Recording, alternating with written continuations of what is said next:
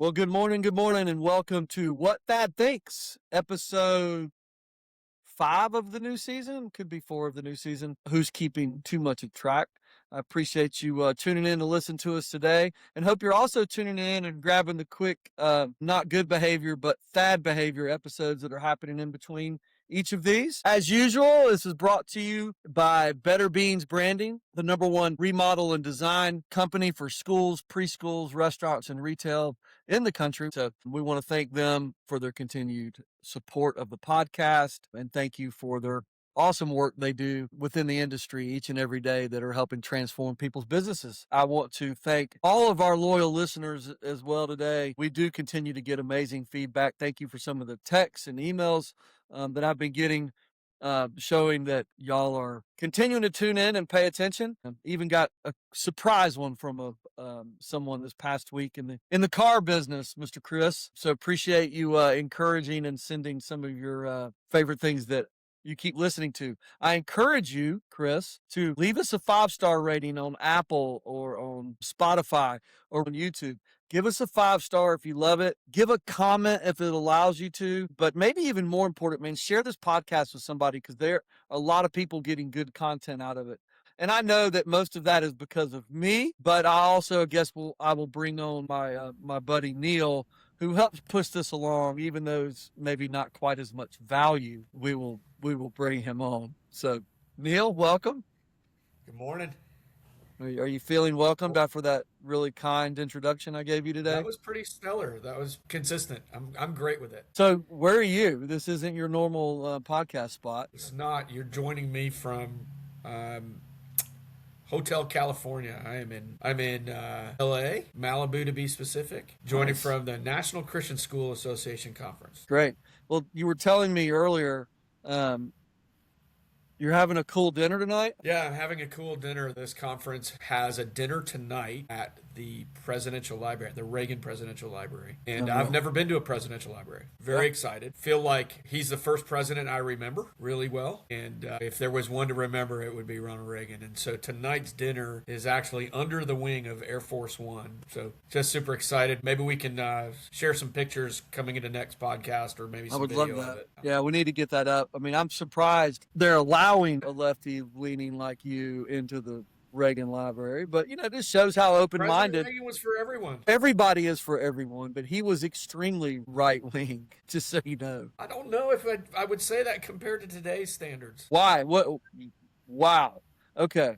You must really not pay attention then, because actually Trump is left of Reagan. I'm going to study that one. Please do. Trump is definitely left of Reagan.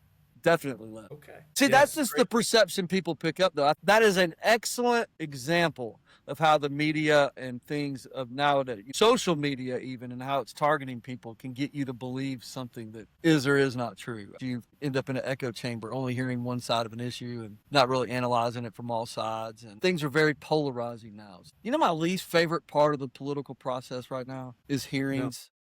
I mean, it's just like, I think these politicians want these hearings, and they tell the American people like something's going to happen. Nothing happens at them, right? Like during the Biden administration, when they would bring a conservative out there and they put him out there for the hearing, and then all the Democrat senators would get their little talking points, and they don't listen to the answer. They don't even really ask questions. They basically testify for the person, and then their time's up and it goes to the next person. Everybody's trying to get gotcha moments. Nothing happens to anybody. And now the right side is doing the same thing to the left side. We're just trying to win political points so that you have social media clips where we're getting somebody. And I hate that. It's just a waste of time. I think if I was a senator, I just wouldn't go to a hearing. I'm not going to a hearing. I don't want to hear anything. I want to do something.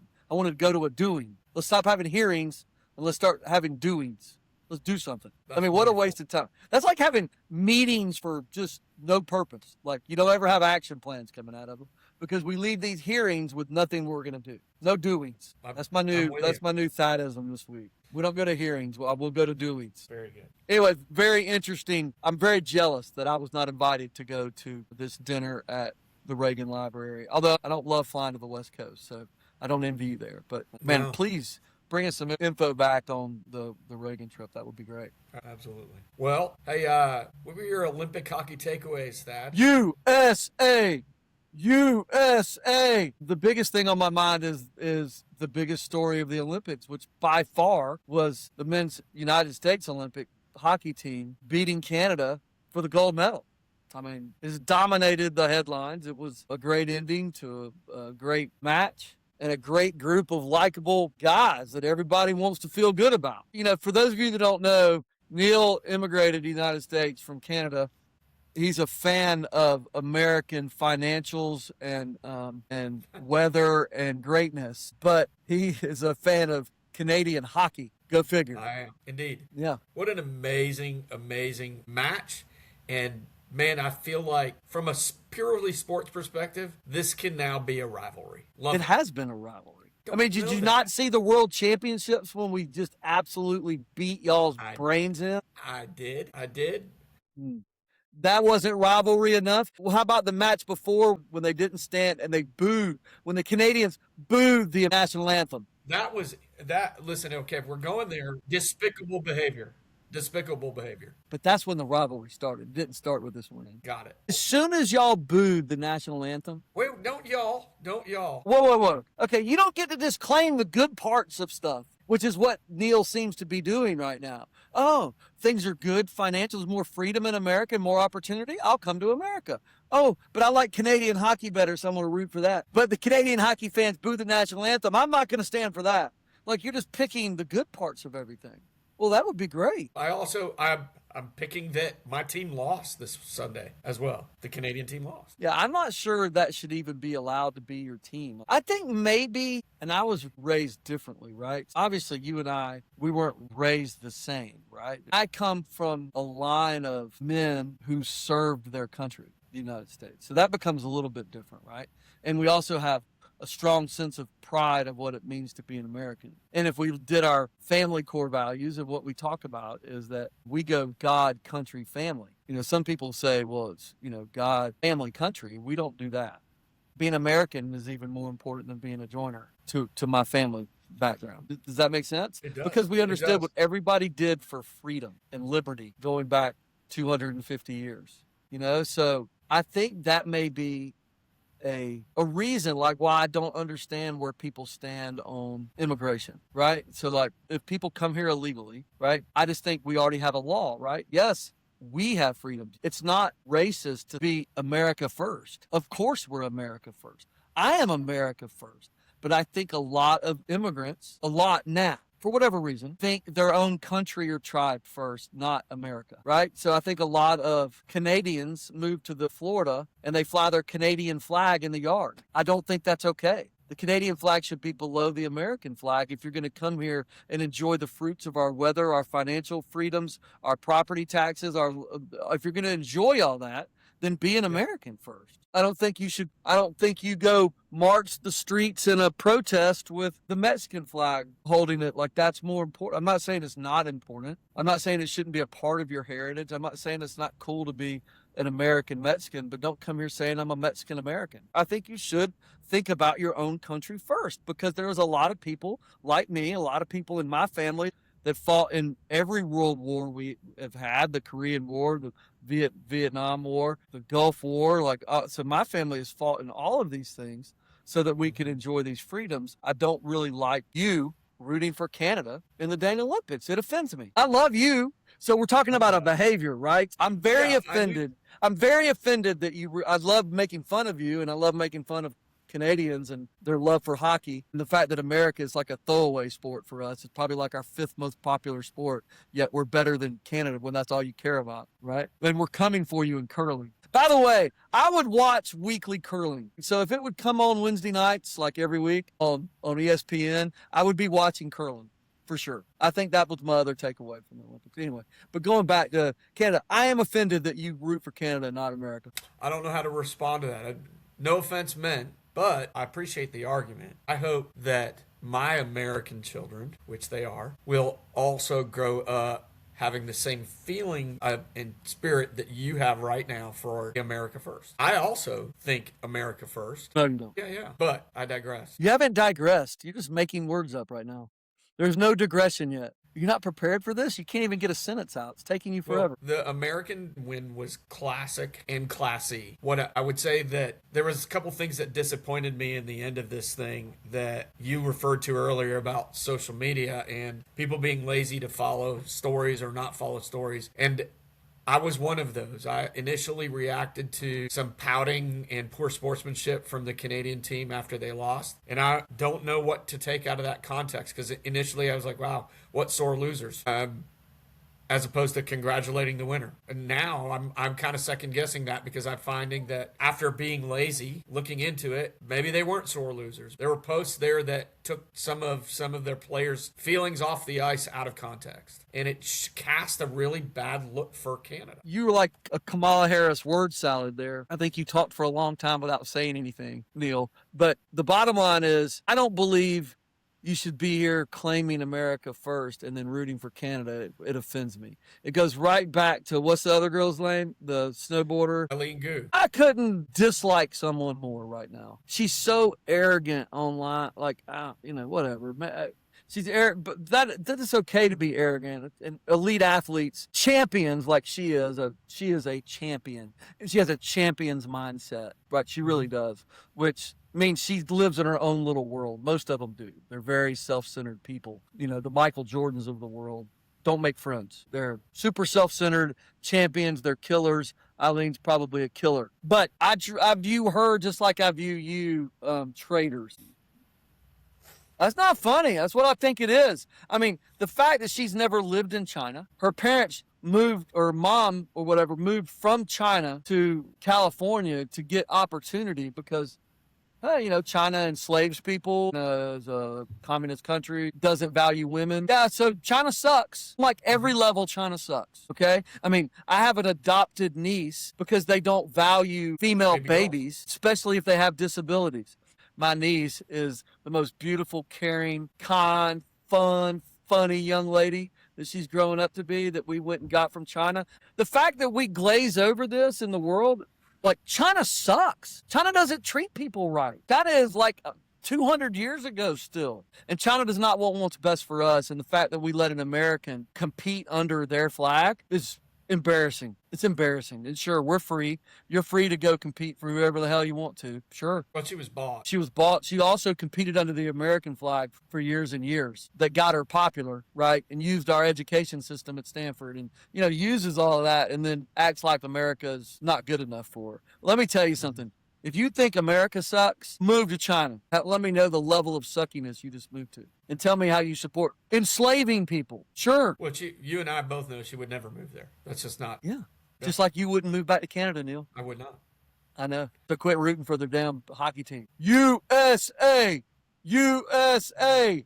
Yeah. Speaking of USA, did you get some State of the Union time? I did. I haven't gotten as much recap time. I usually like to go back and listen to pieces and parts. I have, got plenty of love this. I love the State of the Union, period. I mean, I love it no matter who's in office. I love going, listening to it and taking notes of what the message is and where we're kind of headed and all that kind of fun stuff. Yeah, loved it. This was certainly a special one. Obviously all the State of Unions come with special guests, and this was no different. I don't know that I've ever seen a State of the Union, capitalizing on the USA hockey moments there. Just even the, awarding a medal during the State of the Union. I've never seen that before. I don't know if that's common or not, but that was pretty special.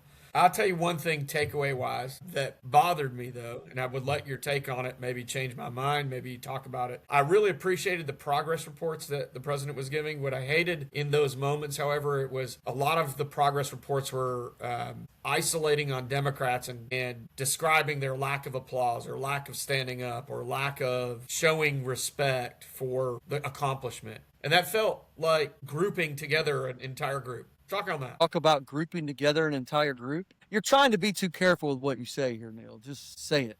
You don't like the Trump pit fights with Democrats. Just say that. Be plain English. I didn't like that Trump picked fights with the label, the Democrats. Not the label. Not the label. They did. Who cares if he picks on a label? Speak plainly, Neil. This The is what people Democrats. don't like about Democrats. Just speak plain. This The is what people don't Democrats. like about Trump, too. I mean, a lot of people don't like about Trump that he just speaks plainly. It's very easily understood what he's saying. There's nothing coded in what he says. It's very plain English. This is what I believe. If anybody's wanting to hear him say nice things about the people that oppose him, you will be waiting a very long time, right? I think you know what you get by now. But I can see where you'd be disappointed that he always picks, but he's also always being picked on. So he walks in within the first minute, he's got Senator holding up a sign, trying to get attention to himself. He's been kicked out of every State of the Union. Like, that's his deal. That's his shtick, is to show up, cause commotion, get kicked out, which is typical of today's modern era of Democrats versus Republicans. I mean, you don't really protest. You want to agitate until someone gets pissed off and does something wrong on camera, then you can claim a victory on social media, which is sort of like the hearing thing we talked about earlier. I think everybody's just looking for a reaction. How about just listen to the State of the Union? I mean, you got however big that group is that didn't even show up to the State of the Union, that boycotted and went to their own really weird State of the Union with dancing frogs and giraffes and whatever else you wanted to put on stage. What just stupidness and disrespectful of the system, right? And you know what? I mean, how about stand up when President Trump during the speech asked for people to stand up if you stood with Americans over illegal immigrants, with U.S. citizens or illegal immigrants? And the Democrats wouldn't stand, Neil. Yeah, I don't understand that. Well, it's the same as you. You wouldn't stand. It's the law. You sat for our Canadian versus U.S. Olympic match. You stood for Canada. You're like a Democrat. It's the same thing. It's just like the people that didn't want to feel good about the U.S. Olympic team winning, saying it's a bunch of white men or it's a sport for white men. And there was a lot of people not fans of the U.S. hockey team winning because of that. And it's just like, man, can't we just feel good about something? Can't you come to the State of the Union and go, you know what? The fact that inflation's down to 2.1% when it was, 8% just 2 short years ago under Biden, that's a win. That's a huge win. Not a small win. The fact that the stock market's up X and your 401ks are up, that's a great thing. The fact that illegal immigration is like almost down to zero. The fact that we've cut out fentanyl deaths by whatever. The fact that the murder rate's down, unbelievable. Like, so many good things have happened in this first year. Yet you as a senator or as a member of the U.S. The House from Maryland can't stand and applaud that happened. It's because you just have to win election and stay with your party. I'm not saying the right doesn't do this when the left is up, but you just so much good happening right now. It's like people don't want to feel good about America, or there's a segment of the population that don't want to feel good about anything. You don't want to cheer on the U.S. Olympic hockey team. You don't want to cheer for the fact that inflation is down. You don't want to cheer for the fact that fentanyl deaths are down. You don't want to cheer for the fact that, yeah, we're finally standing for U.S. citizens over illegal immigration. You don't want to stand for anything. You don't want to celebrate. You just want to say America bad. Well, hey, man, move to China and find out what level of suck you're going to have over there. Move to Switzerland. Oh, yeah, they won't let you. I mean, you know what I mean? That's where we're at. We live in the absolute best country in the world, and that's why everybody wants to move here. There's a reason why Neil wants to live here and doesn't want to go back to Canada. And one of them ought to be is that our Olympic hockey team's better than yours, too. But I don't want people standing on the fence. Like, to me, you're either an American and you love America and you want our greatness. Greatness means great humanitarians, great charitable people, great lovers of everybody, united, but still America first. Still America first. I don't think you can have dual unities. I'll leave it there. Pick a country. You and Eileen Gu, pick a country. So things like dual citizenship can't exist in your mind? Not in my mind.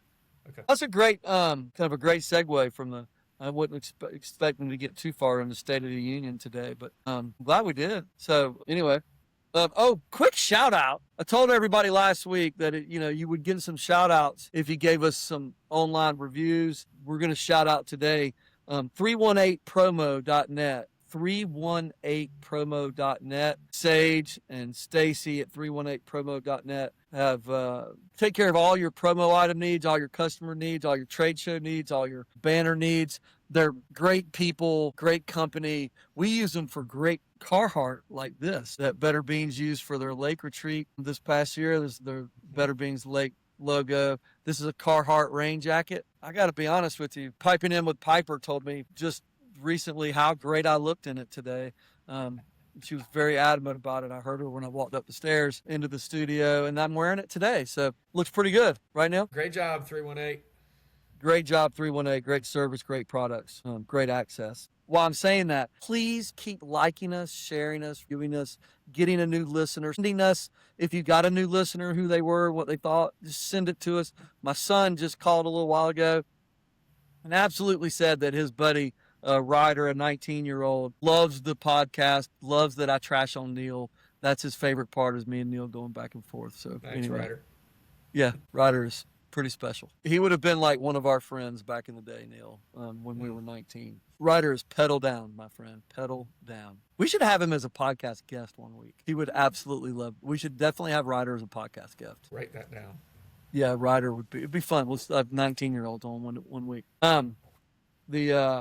Anyway, so want to talk about, we're starting this week a 3-part special. First time we've done a 3-part special on a business topic, but it's one that I feel super passionate about. I've given quite a few talks on this around the country, but we're going to break it down into small segments and give you some action plans for this. It is, I believe strong leaders lead from strength. That makes perfect sense, right? Strong leaders lead from strength, and if you want to lead from strength, you will become a strong leader.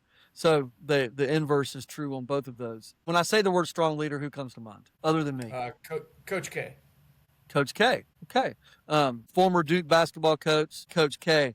And so if you said that he's a strong leader, I think that's a fantastic example. Give me another one. Kobe Bryant. Kobe Bryant. I don't know why my mind's on basketball. But yeah, really strange. it's March, almost. Almost March. So Coach K, we talk about Coach K being a strong leader. He fits in perfectly. And we're going to do a 3-part series on this. And I will say this from the start. I'm not going to do the first 2. I believe I have 7 ways to lead from strength. And we're skipping all the way to number 3 to get going. But I will briefly talk about what 1 and 2 are before we break down number 3. 2 parts of this podcast, you will get steps 4 and 5 together and steps 6 and 7 together. So we'll have a 3-part series. But, step 1 and 2 quickly are, if you want to lead from strength, your leader needs to be super focused. And to be super focused, 1, you're going to have a strong set of core values. What are core values? They're the absolute truths that you and your company believe in, that you're going to lead from, and you're going to filter your decisions from, and you're going to talk about with your team from. So if you are Coach K definitely had his principles and core values that he led with and believed in, and that was what he was going to coach from, and you trusted him because you believed he held those core values and that he was going to sift through those. And if he got misaligned with his core values, that you could hold him accountable to that, and he would realign himself and become aligned with those core values. So if you want to lead from strength, have great core values. I'm skimming over that. I believe that all of you, we got plenty of content on core values, or I can send you some if you don't have great core values. But my biggest point is use your core values. Number 2 is know the mission, right? So with Coach K or any strong leader, not only do you have this great set of core values, but you have this mission that you're trying to accomplish. And whatever that mission is, everybody in your organization knows that mission, can repeat that mission, can be super corny. And if I quizzed everybody in your company, they can repeat the mission. And I will tell you that most of your companies out there, if I go ask them their core values, they can't recite them. And if I go ask them the mission, they can't recite it. Or you get differing levels of success on doing that. Every meeting, you make someone repeat the core values and someone repeat the mission. I think that's the easiest way to do it. You quiz it and you're corny about it every week. But hey, man, that's how people know that you as a leader are aligned and are taking them somewhere special. They are a part of something that's bigger than themselves, and they're bigger than you as a leader. They are a part of something. So you should be talking about that mission each week, and they should know that they come from these places of these core values that are there as well. If you want to lead from strength, you got 7 ways. Those are the first 2. I'm not going to cover those in great detail, but I did talk about them quickly. I'm going to assume that your company has core values. They know them, and I'm going to assume that y'all are all aligned on what the mission is and taking care of mission critical items. So if you want to lead from strength, got to have those 2 first, right? But part 1 of this series is, I don't want to say one's more important than the other, but maybe the most important one. It'll have the most impact, at least in my opinion. And that is, if you want to lead from strength, your success as a leader is a direct result of the quality of relationships that you have with all 5 sectors. I want to talk about that for a second and make sure that we understand that being intentional about building those great relationships with all 5 sectors are also important. And if any one sector you don't have a great quality relationship with, it will affect your success. I got to get you to believe that before I believe that you can become a strong leader and before you can lead from strength. And let me give you a great example, just because we're going to do this first, right? Is if I have a brand new employee or a newer employee that I don't know very well, do I reprimand them in the same manner as I would reprimand you that I've worked with for 20 years? Zero chance. No. Why? You have a relationship with me that you don't have with them. Not only do I know you, but what about this? How about invert that a little bit, Neil? What does the new employee think about me after a month or two? They don't trust because they don't know you, right? So there's no connection. You might be distant because you're working with other people, not directly in their work flow. So they don't know what to know about you. They don't know to trust. They probably are scared. I could be scary. If I went over there and approached their desk all of a sudden, they're probably getting a little nervous. So they're scared, intimidated, nervous, and they don't trust. So if I go to their desk and go, Billy, this is crap. This isn't outlined. This report isn't well thought out. It looks hurried and rushed. It didn't help me at all. And I go back to my office. That employee's going to be devastated. Sure. May quit. Certainly is going to feel like crap about themselves. But if I come to you, Neil, and I go, dude, this is crap. This doesn't help at all. I need you to do this and this. We just cut to the chase because it only takes 2 seconds to reprimand you because we have a great relationship. Because you trust that I love you. I love you enough to talk to you that way. I know that sounds weird, right? But I don't need to sandwich the compliment. I know you worked really hard on this, Neil. And this part of this was really, really good. But the rest of it, I needed you to do better on this and better here and better here. So next time, why don't you go get with Savannah and y'all sit down and come back now. And to end this, I just know you do great quality work. I'm super proud you've been working here. And thank you for the effort you put here. And, if you could get this improvement back to me by tomorrow, that would be awesome. Right? So if I talk to you that way now, Neil, that is belittling you if I talk to you that way. It really would be. But to a new employee, that's what you got to do. The better quality relationship that you have with people in your organization, the better quality of outcomes you will start getting. It is a direct result on your success. And that was just one example of one quality relationship where you could have. So what are those 5 areas that we need to have a great quality relationship? Well, the first one is with your boss. And if you are the boss, we all have a supervisor or a boss or a mentor or someone we look up to. And that quality of relationship that you are speaking with respect and an upward trajectory towards somebody, that should go without saying that quality of relationship will have a direct result in your success. Because a lot of times that person is deciding your level of success, deciding what opportunities you get. My son, who's a college baseball player, I'm telling him all the time, son, go talk to your coach, go sit down with him. Ask him for lunch. Well, it's just weird, Dad. It's just weird. Is it? They eat food just like you do.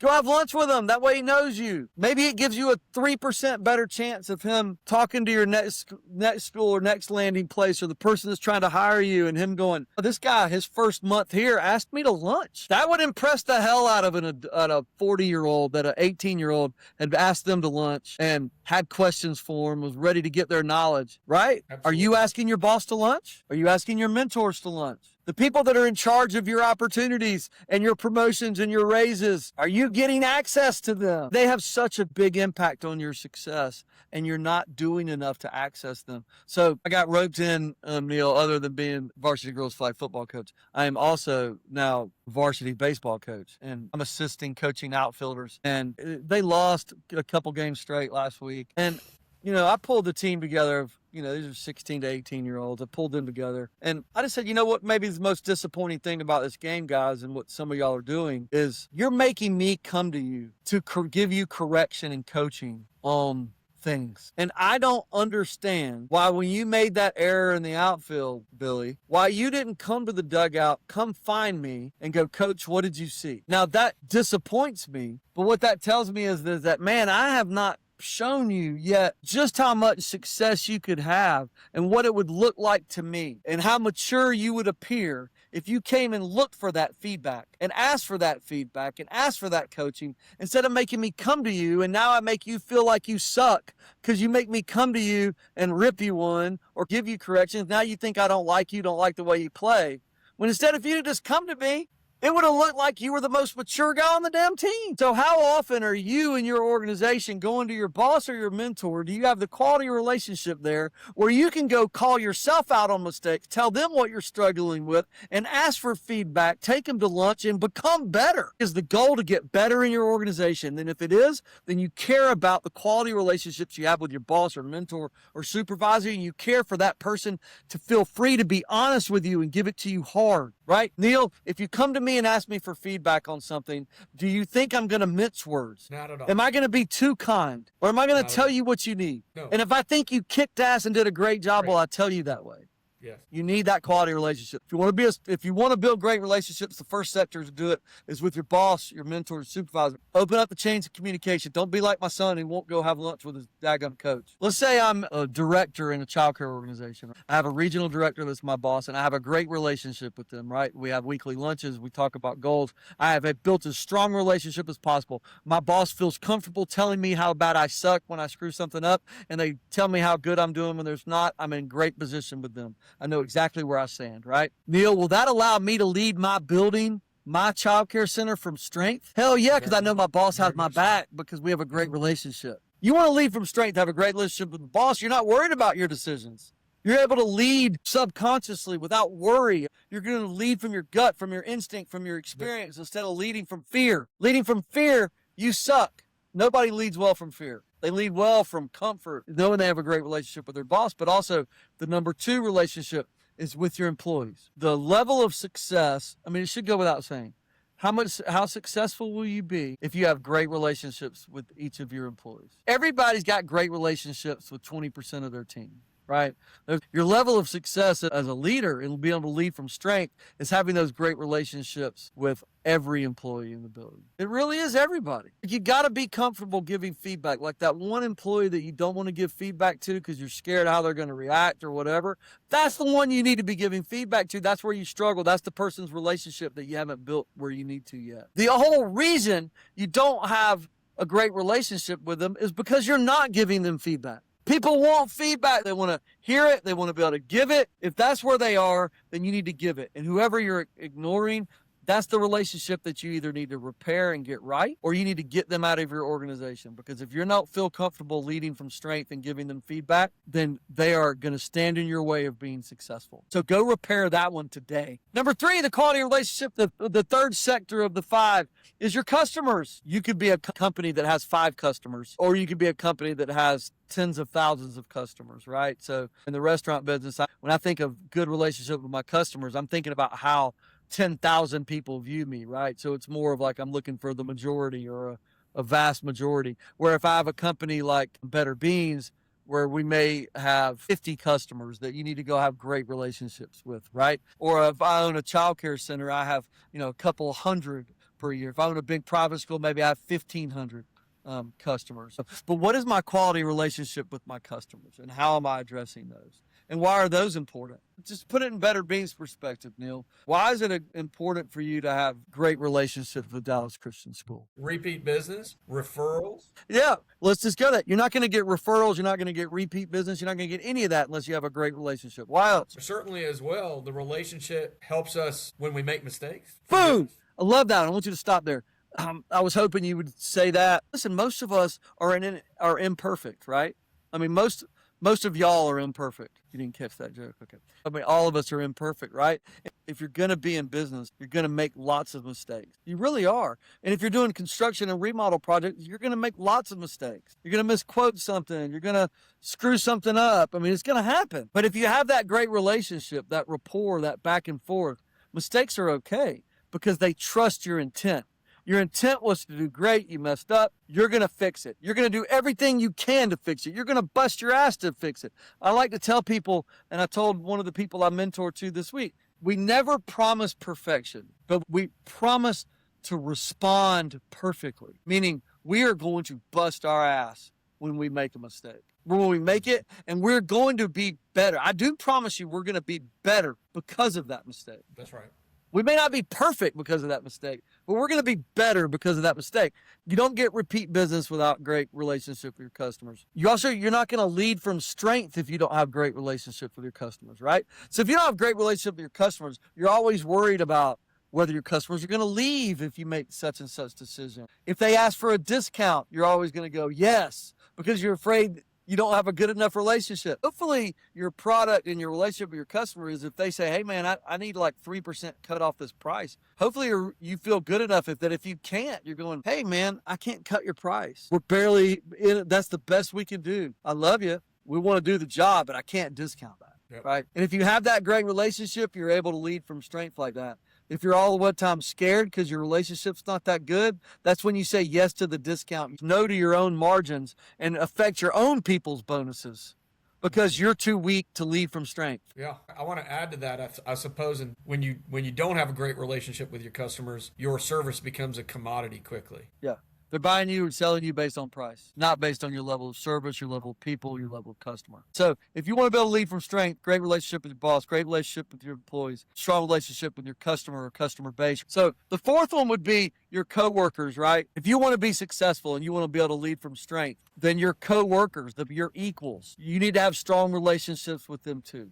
Now, a lot of times within organizations, you're competing with those people, competing for promotions and raises and bonuses and everything else with your coworkers. I mean, I remember back in the day, I got promoted over Neil back at our first thing. And the person that promoted me came to me and said, we know Neil's been there longer, but you're just way better and better looking. And we know that long term, you're going to have better hair. And all those things were brought up. That's not true. You know, I was the right person for that opportunity at that time. And they came to me and they said, look, you make sure you don't step on people's heads as you pass them up. Some people like Neil and a couple others that I was getting promoted over probably were going to have their feelings hurt for whatever reason, which makes sense. And my mentor was very careful to tell me, those ought to be the people you're going to right now and making sure your relationship's strong with them. And to be honest, I told him, I said, I'm not really worried about that because I do have strong relationships with these people. I've worked hard with Laura. I've worked hard with Neil. We've worked on projects together, and I feel pretty comfortable that they think I deserve it. Whether selfishly they'd have liked to have had it, they know their time's coming, and I will bust my ass to get them the next promotions, which is what I did. I will never forget that mentor. It's cliche,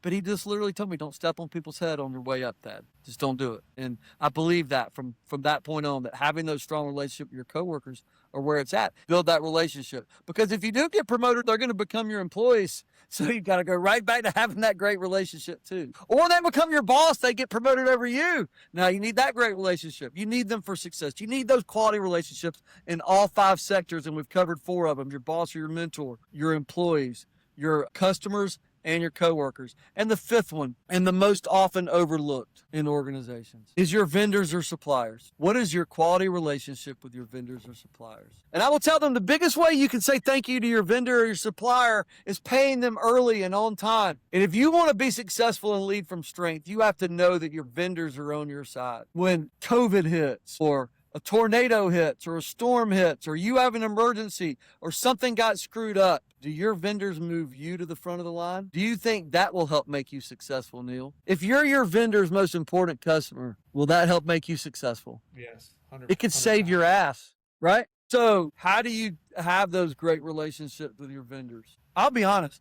There was a customer early in the days of Better Beans that was what I've viewed as a true friend of mine, that when we became their vendor, this person treated us like a commodity and like crap. And I had told people in our organization at the time, I don't want to do business with them anymore. I like how we're being treated. Now, not everybody can say that. Not everybody can turn down customers. And I don't think you should be in the business of not listening to people, but there becomes a point where they're not supporting you and they're not your partner. But the ways that you can support your vendors and show and build that great relationship so you can lead from strength is that I would like to be able to know that if one of our sign vendors were to screw up a sign and my customer's calling me, yelling me about how the sign looks, I can confidently say, oh, no worries, man. We're going to replace that sign for free. It'll be there, and it'll be there within the week. Don't worry about it. We got you. I want to know that I have such a strong relationship with my vendor that I can call my vendor and go, hey, the sign's messed up. I promised them a week, and my sign vendor is going to go, hell yeah, let's do it in 3 days. We're going to beat their expectations. I want to have that strong relationship with my vendor, which means I better pay them often. I better pay them early or on time. I better give them reviews. Have you gone on all your vendors' sites and made sure to give them reviews? Do you like and share all their social media stuff? Are you one of their raving fans, or do you take them for granted? Most of us take our vendors for granted. But I will tell you that that's a little secret sauce for success. That was hard to say. One way to lead from strength is have the greatest relationships with your vendors. Like you're their favorite customer. Yeah. You want to lead from strength, develop those 5 great relationships, those 5 sectors of people, and it will have a direct result on your success. My action plan for you today is don't overcomplicate your plan, but you better have a monthly plan to address all 5 sectors of those intentionally. Ask a boss or a mentor to lunch, whatever it may be. Do something that builds great relationship with employees, whether it be getting surveys done, whether it be employee appreciation stuff, whether it be going to people's desks, whether it be recognition programs, contests, whatever it may be. Do something to build those strong relationships with your employees and build those relationships so you can give that feedback. Do the same thing for your coworkers and your equals, and hey, have an action plan for your vendors. And I'm not saying go complicate it and have 50 things. One thing each month for each thing, man, and you are ahead of 90% of organizations and bosses and people and leaders. If you want to be a strong leader, build these strong relationships. Thank you. Love that. Awesome. Neil, I appreciate your lack of patriotism and your time today. God bless America and USA. But hey, thanks for joining us. I'll say bye to you as I get on to what Thad thinks this week. Goodbye. Adios. Adios. Hey, guys, what that thinks this week is maybe me complaining and a little bit of action step. Went to a coffee joint this week, 7 Brews Coffee. They're growing like crazy in Atlanta. And I went to 7 Brews Coffee. Kind of cool. They have the cashiers outside taking your order. Baristas and everybody are kind of inside. They come out. They're kind of cool, college vibe of people. So I went to the one that was built across the street from my neighborhood and was pretty excited about it. And it was cool going through there. And I got to the end and, you know, my drink was $7.44. And they turned the screen to me before I could pay and said, here are your suggested tips. And it was like $2 or other. And I felt really forced before they spit in my coffee to hit $2. So I hit $2. That was $9.44 for a coffee. I'm sorry. You can call me Unc. You can call me Boomer. You can call me whatever you want. I ain't spending $10 for coffee. Just ain't happening. So, yes, they got $2 from me because they make me feel bad at all these cashier screens that are making me tip. Man, maybe you can send me your suggestions on people to tip or not tip, but I can tell you what it's done. I'm not visiting these businesses anymore because the businesses are making me subsidize what they pay employees by tips that I think are just out of control. If you're a cashier, you're not getting tipped by me. In fact, I think it's unsafe. I think employers ought to pay their employees enough that handle cash and cash transactions where tipping's not a part of their success. You took my money, so I should pay you more money? That doesn't make sense. You took my money as a cashier, so I should pay you more money because you paid me money. That doesn't make sense. You're not disclosing, companies, how you pull the money. So if I give you $2, does $1 go to the government? Does $1 go to you? Is it being split between the cook and the people? Is it going to one service person? You know, tipping a gratuity to me is for someone that's giving me direct service and they're not pooling that with other people. I think you should be tipping a valet driver that's taking care of your car. You should tip a bellman who's directly bringing my bags to my room. You should be tipping servers who are taking care of your food and all your customer service needs and doing it for less than minimum wage per hour. I'm back and forth on Uber taxi drivers, but I typically tip them. They're giving me a direct service. I'm in their car. I especially feel strongly about tipping Uber drivers because they clean their car in between values. They bring me waters. You know, a lot of times my Uber guys are doing a little bit of something extra to make a little bit extra money, like a server, which is what I tip for. I'm giving a gratuity to get a little bit special treatment, to get treated better. I'm giving you an incentive to treat me better. There's nothing better you can do as a cashier other than smile. And companies, you need to stop forcing me to tip because I can tell you what I'm doing. I've just stopped going to your place of business. I just won't go. I mean, I'm not going to go to Moe's now when they turn the thing to you and the lady looks at you like with shame if you don't hit some number that you got to tip them for. No. We're not tipping cashiers, especially if we don't know who it's going to. I want to know exactly who my tip's going to. If I hand the guy that cleans my golf clubs at the club at the end of my round and I tip him $5, I know he got that $5. He appreciates it. He remembers my name. And next time he's going to clean my clubs even better because I tipped him. That's what I'm tipping for. But companies, owners, you are driving customers like me out of your business because you're making the price way too high and you're shaming us into tipping somebody. And I don't even know where the money goes. So that's what I think. So, hey, how do we fix that? Those of you that are mad like me out there in the world, hey, how do we fix it? Hey, just stop doing business with those guys that are trying to force feed tips on everybody. Anyways, that's a little bit about what that thinks. Wrapping up. Remember, please like us, share us, communicate. Tell us when you do. If you want that company shout out, hey, email myself at thad@betterbeansbranding.com or Neil at betterbeansbranding.com or info at betterbeansbranding.com or text one of us and let us know just exactly what your company is. We will give you a shout out live on air, and hopefully drive our dozens and dozens of listeners to your product. Remember to support Better Beans Branding for all your design, building, remodel, and branding needs. Make sure to support them, and they'll continue to support this podcast. Thank you so much. Stay tuned for a little Thad behavior here sometime next week, and we'll see you for our next episode of What Thad Thinks in 2 weeks from now. Adios.